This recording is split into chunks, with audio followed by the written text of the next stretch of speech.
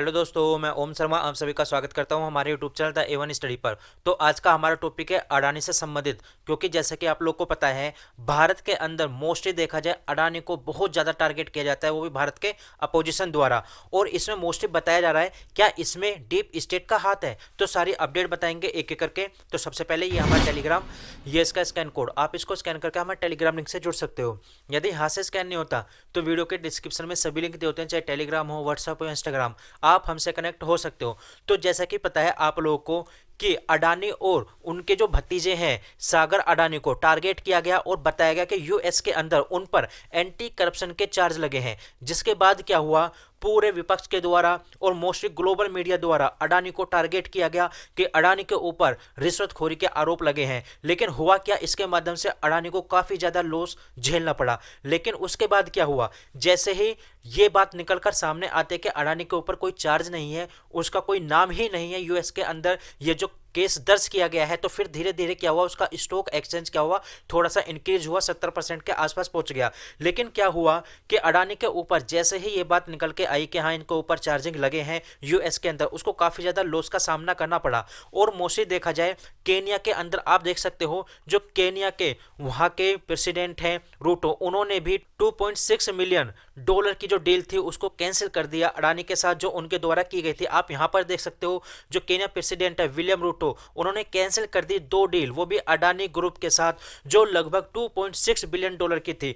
हालांकि ये बताया गया कि इनका ये कहना था, यहाँ पर इन्होंने अपनी संसद के अंदर भी बयान दिए थे कि अडानी के ऊपर हमारे मित्रों के माध्यम से पता पड़ा है कि इनके ऊपर चार्जेस लगे हैं, जिसके आधार पर हम उनके साथ जितने भी डील हैं केन्या के अंदर उसको कैंसिल करने के लिए तैयार है। और इन्होंने यहाँ पर 2 डील कैंसिल कर दी। तो देखा जाए बाद में पता पड़ती है कि ये जो न्यूज़ थी अडानी के ऊपर, ये जो केस किया गया था यूएस के अंदर, इसमें उसका नाम ही नहीं है, लेकिन एक तरह से प्रोपोगंडा फैलाया गया, पूरी तरह से अडानी को बदनाम किया गया। और क्या हुआ, कुल मिलाकर अडानी का बहुत बड़ा नुकसान हुआ। और बताया गया अकेले केन्या के अंदर लगभग $2.5 बिलियन का, और पूरे ग्लोबली स्तर पर देखा जाए तो ये बताया गया था लगभग $55 बिलियन। आप कह सकते हो इसको भारतीय रुपए के अंदर लगभग 5.5 लाख करोड़ का इसको घाटा हुआ अडानी को। देखा जाए ये अडानी को घाटा कुल मिलाकर ये भारत को ही घाटा माना जाएगा। और मोस्टली देखा जाए ना केवल भारत में, बल्कि आप यहां पर देख सकते हो जो नॉर्वे के डिप्लोमेट हैं उनका भी यही बात का कहना है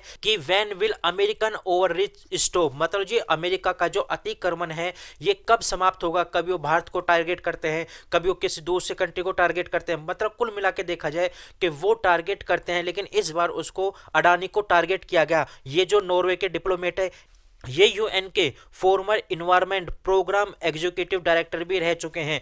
इनका यही कहना है कि अमेरिका का अतिक्रमण कब समाप्त होगा, बार बार अमेरिका द्वारा किसी न किसी को टारगेट किया ही जाता है। और मोस्टली यहां पर देखा जाए इस समय अमेरिका द्वारा ये जो अडानी को टारगेट किया गया, इसमें डीप स्टेट का भी नाम आ रहा है। अभी डीप स्टेट क्या है तो मोस्टली बता देता हूं। ये डीप स्टेट मोस्टली यही कहता है, मैं जिस देश में भी ये काम करता है ये उस देश की राष्ट्रीय भावना को पूरी तरह से लोगों के अंदर समाप्त करने की कोशिश करता है डीप स्टेट। और मोस्टली भारत के अंदर बार बार विपक्ष के ऊपर यही आरोप लगाए जाते हैं कि ये डीप स्टेट के लिए काम करते हैं।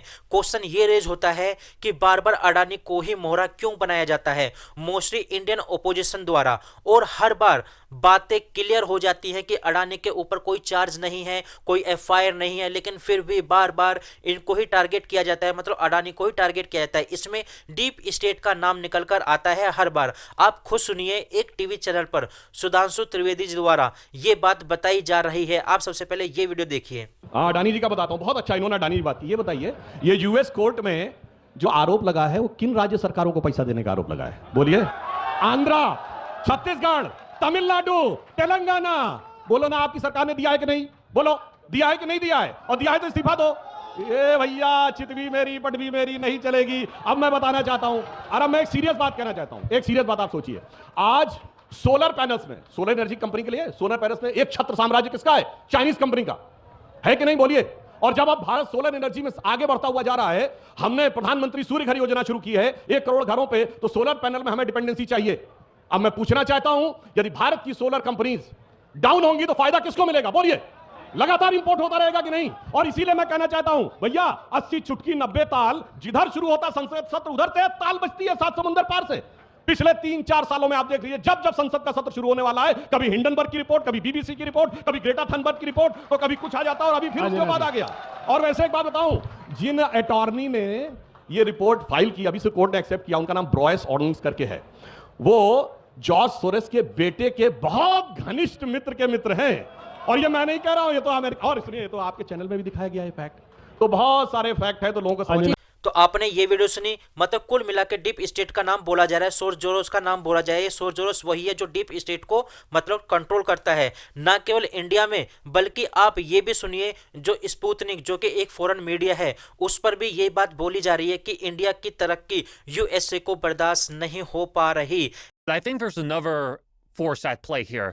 I genuinely think that the US deep state is terrified of a powerful India, and let me explain why. Okay. Because we're already seeing, for example, the Indian defense industry starting to make moves in Africa. They're selling fighter jets. They're, organizing joint exercises with African countries.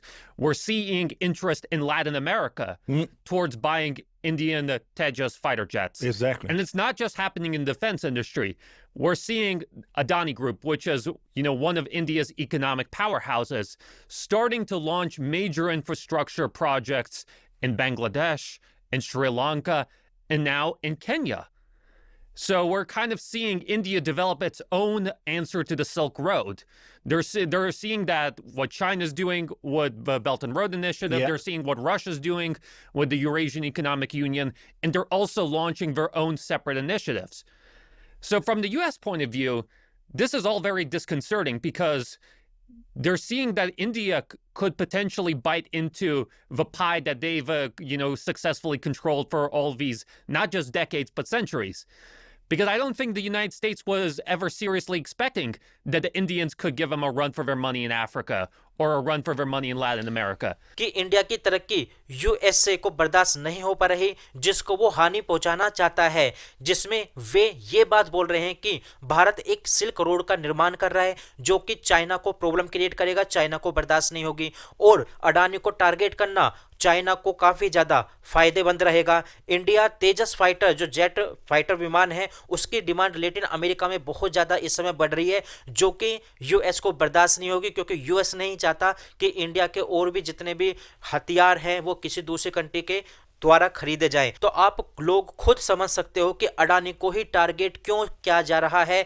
Mostly देखा जाए अडानी को ये भी बात बोली जा रही है कि अडानी इंडिया की इकोनॉमी का पावर हाउस है, और अडानी को टारगेट कर कर वो इंडिया की इकोनॉमी को ही नुकसान पहुंचाना चाहते हैं, और मोस्टली पहुंचा भी दिया है, जिसमें लगभग $55 बिलियन, आप कह सकते हो लगभग 5 लाख करोड़ रुपए का घाटा हुआ है अडानी को। ये अडानी को घाटा कुल मिलाकर देखा जाए इनडायरेक्टली तौर पर ये इंडिया को ही घाटा माना जाएगा। तो मोस्टली बार बार अडानी को टारगेट किया जाना, विपक्ष के द्वारा अडानी के ऊपर हमला किया जाना, और मोस्टली ये भी देखा जाता है जब भी संसद का सत्र शुरू होने वाला होता है, कोई ना कोई विपक्ष द्वारा इस प्रकार का टारगेट, इस प्रकार का प्रोपेगेंडा फैलाया जाता है अडानी के खिलाफ, जिसके माध्यम से संसद की कार्यवाही बाधित कराई जाती है, बार बार सुनी नहीं जाती। और देखा जाए इस समय फिर से अडानी को टारगेट किया गया है। तो यही बात है कि न केवल इंडिया के द्वारा बल्कि जो फॉरेन डिप्लोमेट है उनके द्वारा भी ये क्वेश्चन उठाया जा रहा है कि बार बार इंडिया को या अडानी को क्यों टारगेट किया जाता है, ये अमेरिकन ओवरसीज कब समाप्त होगी। तो देखा जाए इस समय फिलहाल अडानी के ऊपर ये जो केस लगे थे मीडिया द्वारा बताया गया है, और मोस्टली उनके लॉयर द्वारा भी बताया गया कि अडानी का वहां पर नाम नहीं है, लेकिन ये प्रोपेगेंडा अडानी के खिलाफ फैलाया गया जिसमें अडानी का काफी ज्यादा लॉस हुआ। तो फिलहाल हमारे पास ये अपडेट थी, आप लोग कैसे लगी जरूर बताना, लाइक सब्सक्राइब करना बिल्कुल मत भूलना। Thank you.